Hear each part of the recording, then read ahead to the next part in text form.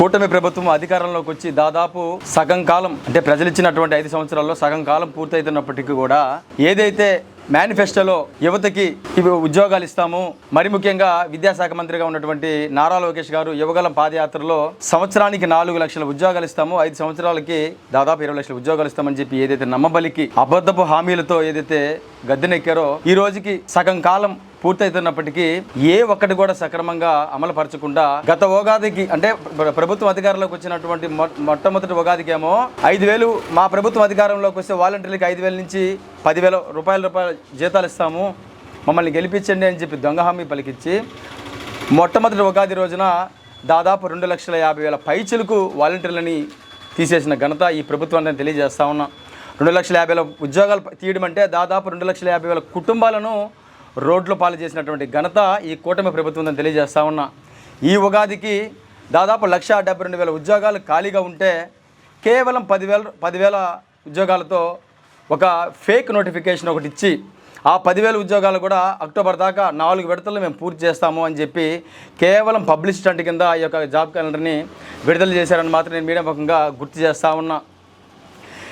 మా అధినాయకుడు జగన్మోహన్ రెడ్డి గారు, రాజశేఖర రెడ్డి గారు కావచ్చు, వాళ్ళ నాన్న రాజశేఖర రెడ్డి గారు కావచ్చు, ఏదైనా సరే మనం చెప్పిందే చేయాలా, చేసేదే చెప్పాలా అనే ఒక ఉద్దేశంతో మేనిఫెస్టోలో చేసే ప్రతిదీ కూడా చెప్పిన విధంగా ఆయన అమలుపరిచే విధంగా కూడా అన్ని కూడా వాగ్దానాలన్నీ కూడా మేనిఫెస్టోలో అమలుపరిస్తే ఈరోజు అధికారం కోసం అడ్డమైన దారులని తొక్కి అడ్డమైన గడ్డి తింటూ దేశంలో ఉన్న పార్టీలన్నిటితో పొత్తు కలుపుకొని అధికారంలోకి వచ్చిన ఈ కూటమి ప్రభుత్వం మాత్రం నిరుద్యోగ యువతకి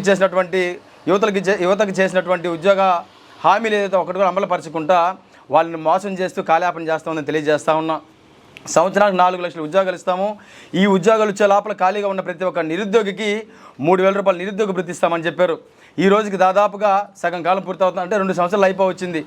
ఒక నిరుద్యోగికి 3,000 లెక్కన సంవత్సరానికి 36,000, 2 సంవత్సరాలకి 72,000, దాదాపు సగటున ఒక నిరుద్యోగికి 72,000 రూపాయలు బాకీ పడింది కూటమి ప్రభుత్వం కూడా ఈ సందర్భంగా గుర్తు చేస్తూ ఉన్నా.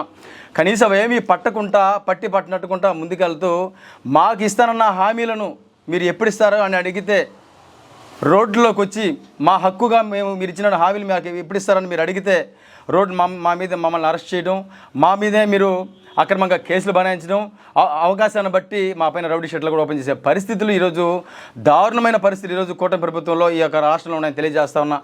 దేశ చరిత్రలో ఇటువంటి ప్రభుత్వం కానీ ఇటువంటి ప్రభుత్వ వ్యవస్థ కానీ దేశ చరిత్రలో ఎక్కడ కూడా లేదని తెలియజేస్తా ఉన్నా. దాదాపు కేవలం మోసాలతోనే మాయ మాటలతోనే కాలం గడుపుతూ ఉంది. ఏ రోజైనా సరే మేము ఏదైనా అడగడం మొదలు పెడితే మాకు ఉద్యోగాలు ఎక్కడని మేము మా హక్కుగా మేము అడగడం మొదలు పెడితే ఆ రోజు పక్క రోజు ఏదో ఒక డైవర్షన్తో ఏదో ఒక టాపిక్ డైవర్షన్తో కుల రాజకీయాలకు మత రాజకీయాలకు కేర్ ఆఫ్ అడ్రస్గా ఈ కూటమి ప్రభుత్వం నిలుస్తూ ఉందని కూడా తెలియజేస్తా ఉన్నా. జగన్మోహన్ రెడ్డి గారు అధికారంలో ఉన్న 5 సంవత్సరాల్లో 1,30,000 పైచిలకు శాశ్వతమైన సచివాలయ ఉద్యోగాలు ఇచ్చి ఎంతోమంది నిరుద్యోగులకి బాధ్యతగా నిలిచి ఒక అద్భుతమైన పరిపాలనను మా అధినాయకుడు జగన్మోహన్ రెడ్డి గారు అందిస్తే ఈరోజు ఏ ప్రభుత్వమైనా సరే అధికారంలోకి వచ్చిన తర్వాత ఎన్నో కొన్ని ఉద్యోగాలు ఇవ్వడం అనేది ఆనవాయితీగా ఉంటుంది. కానీ ఈ కూటమి ప్రభుత్వం అధికారంలోకి వచ్చిన తర్వాత కొన్ని వేల కుటుంబాలను రోడ్లో పడేసిన ఘనత ఈ కూటమి ప్రభుత్వం తెలియజేస్తున్నా. మరీ ముఖ్యంగా అవుట్సోర్సింగ్ ఉద్యోగులు దాదాపు 9,000 కుటుంబాలను రోడ్ల పాలు చేసింది. వాళ్ళు ఏదైనా హక్కుగా అడిగితే వాళ్ళపైన అరెస్టులు, వాళ్ళపైన ధర్నాలు, రకరకాల ఇబ్బందులు చేస్తూ ఉంది. కానీ ఈరోజు ఒకటే తెలియజేస్తున్నా, ప్రజలు ఇప్పటికే అనేక రకాలుగా ఇబ్బందులు పడుతున్నప్పటికీ పట్టినట్టుగా ఈ కూటమి ప్రభుత్వం వ్యవహరిస్తున్న తీరును కూడా మేము మీడియా ముఖంగా తీవ్రంగా ఖండిస్తూ ఉన్నాం, తెలియజేస్తూ ఉన్నాం. ఇప్పటికే ప్రజలందరూ కూడా ఎంతో ఇబ్బందులతో మిమ్మల్ని అడగలేక మీరు మీ నాయకులు కానీ ఇళ్లలోకి పోతే వాళ్ళ పరిస్థితి ఎలా ఉందంటే మీరు మాటకు చెప్పుకుంటున్నారు ఒకటే పెన్షన్ ఇస్తూ మా ప్రభుత్వం మంచి ప్రభుత్వం అని. నిజంగా మీకు ప్రభుత్వం మంచిదని తెలియాలంటే ప్రజల్లోకి మీ యొక్క అధినాయకులు పంపించండి, మీ యొక్క ప్రజాప్రతినిధులు పంపించండి.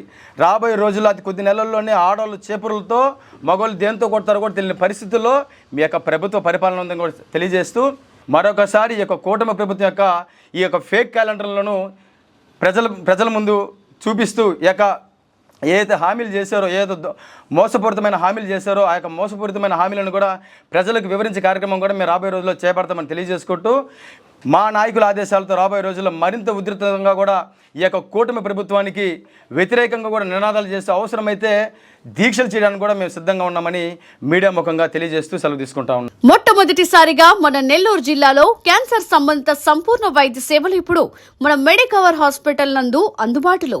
అత్యాధునిక సాంకేతిక పద్ధతుల్లో దక్షిణ భారతదేశపు మొదటి హాల్సియన్ రేడియేషన్ మిషన్ తో క్యాన్సర్ కు రేడియేషన్ చికిత్స, నిష్ణాతులైన వైద్య నిపుణులు, మెడికల్ సర్జికల్ రేడియేషన్ ఆంకాలజిస్టులు, న్యూక్లియర్ మెడిసిన్ ఫిజిషియన్ అన్ని వేళలా అందరికీ అందుబాటులో. అన్ని రకాల క్యాన్సర్ చికిత్సలను డాక్టర్ ఎన్టీఆర్ వైద్య సేవ పథకం ద్వారా నిర్వహించుదురు.